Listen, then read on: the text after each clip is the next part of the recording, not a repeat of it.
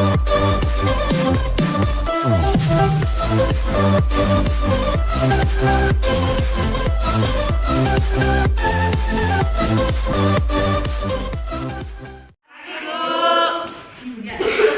mulai pembelajaran kita hari ini.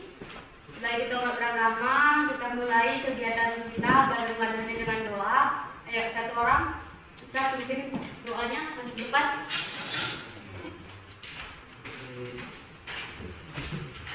Mari kita bersatu dalam doa mendoakan kita dalam surga. Oke, hari ini gimana kabarnya? Baik, Ibu. Sebelum kita mulai pembelajaran, Ibu absen dulu. Yang nanti nama Ibu panggil tunjuk tangan. Elia. Hadir, Bu. Citra. Hadir, Bu.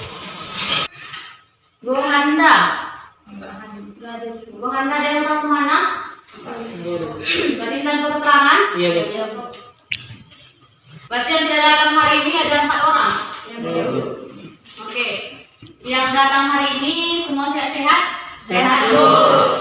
Oke, nah sebelum kita masuk pembelajaran kita, sekarang persiapkan dulu semua alat-alatnya untuk pembelajaran kita, supaya nanti ketika mulai pembelajaran nggak ada yang rasa kusut lagi. Buku paketnya, buku catatan, buku tugas silahkan dikeluarkan. Oke, selesai? Jadi keluarkan semua bukunya. Nah, jadi sebelum kita masuk ke materi kita hari ini, kita mengenang jasa pahlawan kita dengan menyanyikan salah satu lagu wajib nasional kita. Ayo, siapa yang bisa pimpin? Menyanyikan salah satu lagu wajib.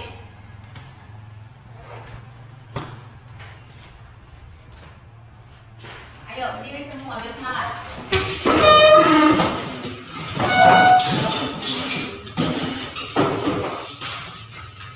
Tanda Pancasila, 1, 2, 3, ya. Tanda Pancasila. Terima kasih.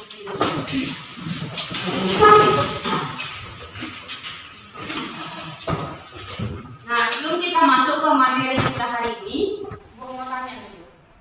Siapa yang masih ingat materi yang sudah kita pelajari minggu lalu? Ayo, ingat kembali. Materi yang sudah kita pelajari minggu lalu, kita sudah belajar mengenai apa itu hak asasi manusia. Kita juga sudah belajar mengenai apa saja sih jenis-jenis hak asasi manusia yang dimiliki oleh manusia. Ayo, siapa yang masih ingat? Beri tangan. Ya, siapa namanya? Silviana. Oke, Silviana, silakan. Hak asasi manusia atau HAM adalah sebuah konsep hukum yang melekat pada setiap diri manusia. Oke, bagus. Jadi, kalau materi tentang hak asasi manusia sudah diingat apa itu HAM, apa saja jenis HAM, hak setiap orang itu harus dihargai. Ketika kita menghargai orang lain, maka hak kita pun akan dihargai oleh orang lain. Nah, jadi Ibu mau tanya dulu, kalau sudah paham mengenai pengertian HAM dan jenis-jenis HAM, Ibu mau kasih pertanyaan dulu. Nah, kalau pengertian HAM tadi sudah paham, jenis-jenis HAM sudah paham, siapa yang sudah paham atau siapa yang pernah mendengar kata pelanggaran HAM? Ayo, siapa yang sudah pernah dengar kata pelanggaran HAM? Ya, silakan. Apa itu pelanggaran HAM? Pelanggaran HAM adalah setiap perbuatan yang menghalangi, membatasi atau mencabut hak asasi manusia. Hari ini kita belajar mengenai apa itu pelanggaran HAM, apa saja contoh kasus pelanggaran HAM, dan bagaimana upaya untuk meminimalkan atau paling tidak mengurangi supaya kasus pelanggaran HAM itu tidak terjadi lagi. Oke? Nah, jadi sebelum kita masuk materinya, sebelum menjelaskan, perhatikan dulu semua ke depan. Ini yang menjadi indikator pencapaian kita hari ini. Kompetensi dasar dan indikator pencapaiannya. Bisa dibaca? Ya, Bu. Bisa, Bu.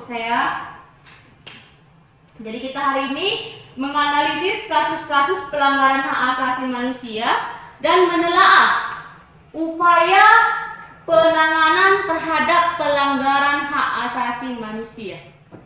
Nah, itu menjadi indikator yang mau kita capai hari ini. Dan tujuan pembelajaran kita. menghargai hak asasi manusia yang dianugerahkan Tuhan Yang Maha Esa, kamu sudah bisa bersikap peduli terhadap hak asasi manusia. Kamu bisa menganalisis kasus-kasus pelanggaran hak asasi manusia, menelaah upaya penanganan terhadap kasus pelanggaran HAM, kemudian menyajikan bagaimana analisis kamu dan telaah kamu terhadap kasus-kasus pelanggaran HAM. Ibu akan melakukan penilaian nanti dalam proses pembelajaran. Itu ada nanti yang namanya penilaian spiritual. Ada yang namanya nanti penilaian sosial. Bagaimana kamu ketika belajar, proses belajar mengajarnya. Ada penilaian pengetahuan. Penilaian pengetahuan nanti di akhir, ibu akan kasih soal untuk kalian kerjakan. Di situ nanti bisa dinilai kalian paham tidak mengenai materi kita hari ini. Dan ada nanti penilaian keterampilan. Bagaimana kemampuan kamu nanti presentase dari hasil diskusi kamu. Semua peristiwa itu merupakan peristiwa pelanggaran HAM. Setiap manusia pasti mempunyai hak asasi, akan tetapi hak asasi yang dimiliki oleh manusia dibatasi oleh hak asasi manusia lainnya. Dengan demikian, tidak ada seorang pun yang diperbolehkan untuk melanggar hak asasi orang lain. Ini videonya mengenai kasus pelanggaran HAM yang biasa terjadi di sekolah.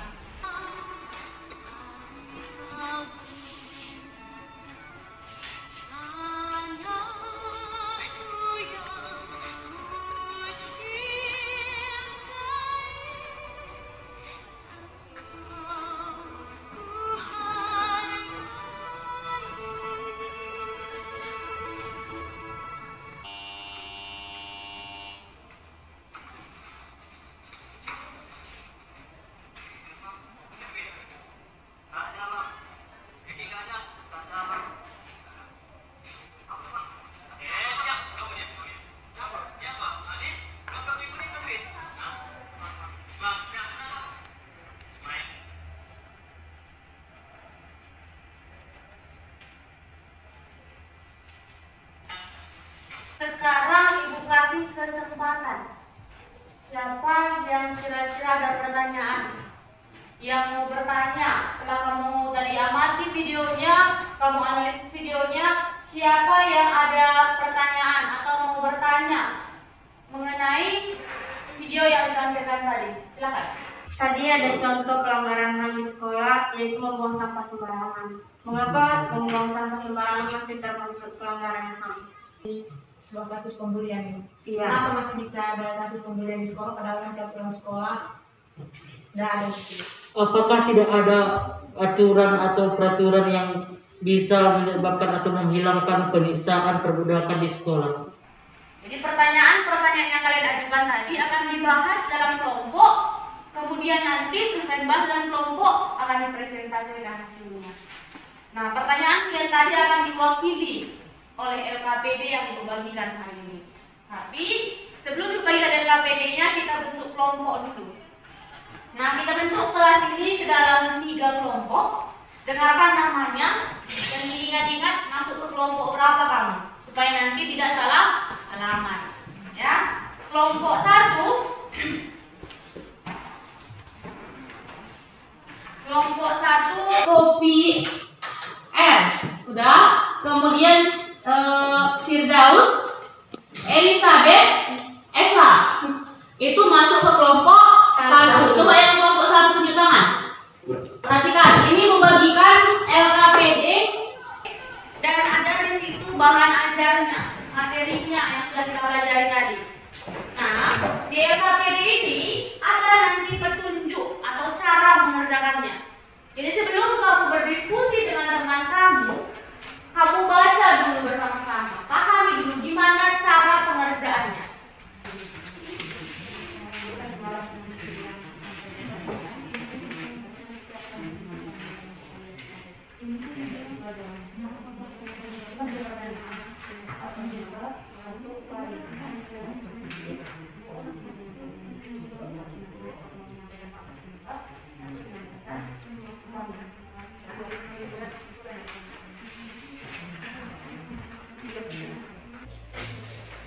Hasil diskusi kalian presentasikan ke depan kelas.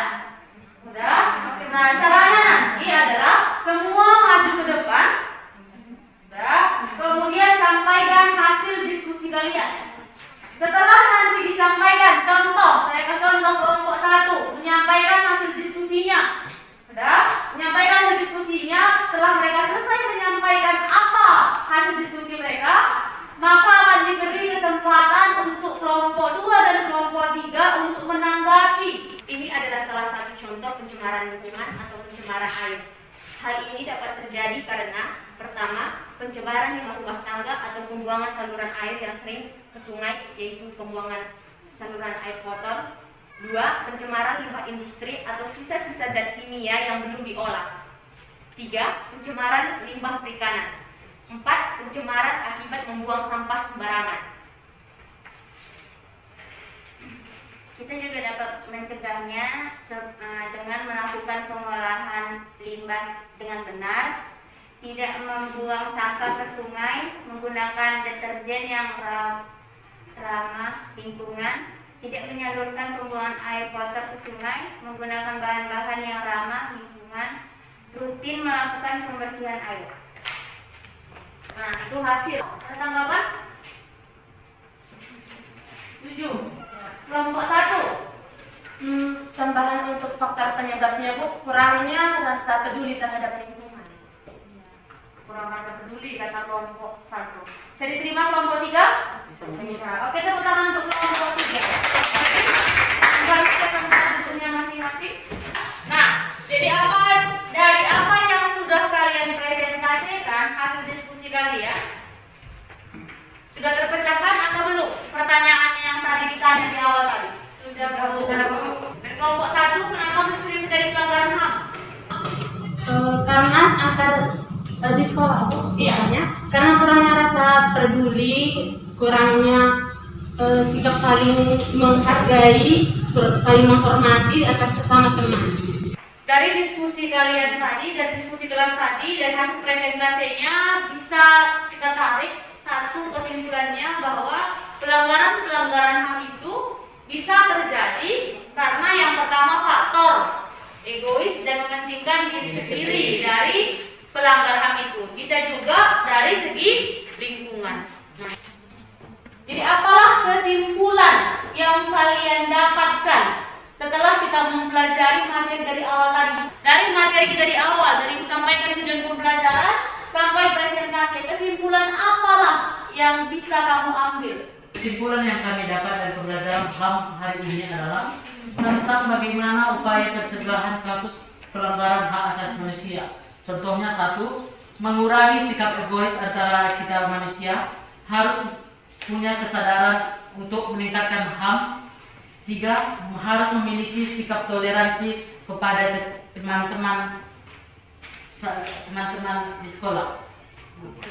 Nah, di kesimpulan yang kamu sampaikan ini sudah lengkap. Ini hanya sekedar penguatan supaya seragam kesimpulan yang kita punya hari ini. Nah, perhatikan bahwa tadi kita pelajari faktor internal penyebab pelanggaran HAM itu yang berasal dari diri manusia itu sendiri, itu bisa sikap egois atau terlampau mementingkan diri sendiri. Kemudian yang kedua, rendahnya kesadaran akan HAM itu.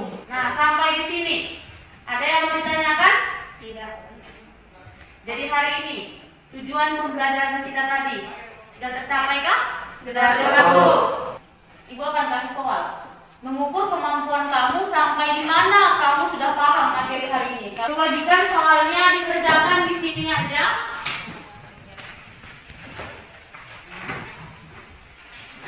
Kita hari ini sampai di sini.